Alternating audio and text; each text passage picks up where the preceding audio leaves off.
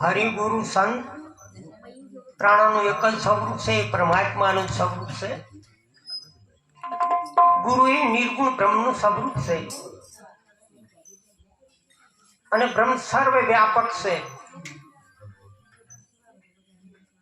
14 લોકમાં બ્રહ્મ એક જ વ્યાપક છે. 14 લોક એટલે ભૂ, ભવર, સત્વ, જપ, તપ, સર્વે, શૂન, અતાલ, વિતાલ, સુતાલ, તલાતલ, મહાતલ, પતાળ અને અતાળ. આ 14 લોકમાં એક જ બ્રહ્મ વ્યાપક છે.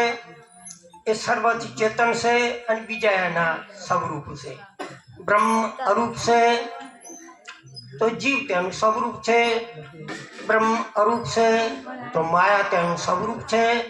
બ્રહ્મ અરૂપ છે તો મન તેનું સ્વરૂપ છે. બ્રહ્મ અરૂપ છે તો શબ્દ તેનું સ્વરૂપ છે. બ્રહ્મ અરૂપ છે તો જગત તેનું સ્વરૂપ છે.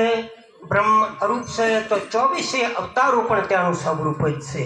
એટલે આ વિશ્વમાં એક જ ઈશ્વર પરમાત્મા છે, એના સિવાય બીજો ચોઈસ છે નથી.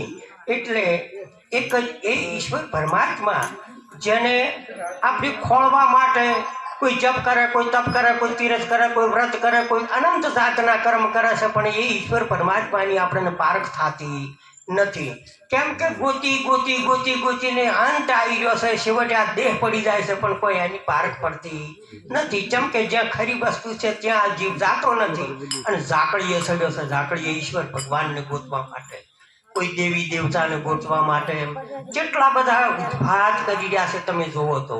એટલે જ્યાં સુધી સંતોના ચરણમાં ના જાય ત્યાં સુધી આ વાતની ઈશ્વર પરમાત્માની પારખ પડે એવી નથી.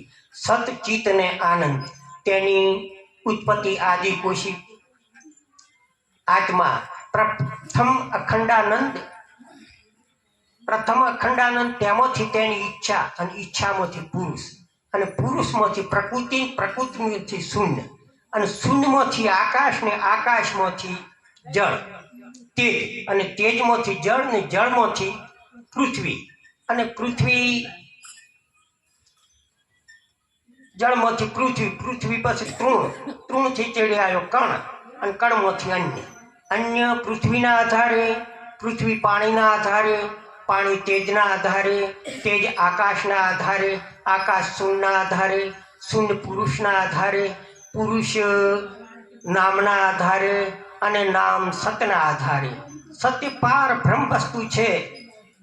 તે બ્રહ્મ કેટલો લાંબો અને પહોળો અને કેવો છે તે આખા જગતમાં એ વ્યાપક છે. તેને એ ઈશ્વર પરમાત્માને ફળવા માટે કીધું છે કે એ જાતિ નથી, એ અજાતિ નથી, એ અજાતિ આત્મા છે.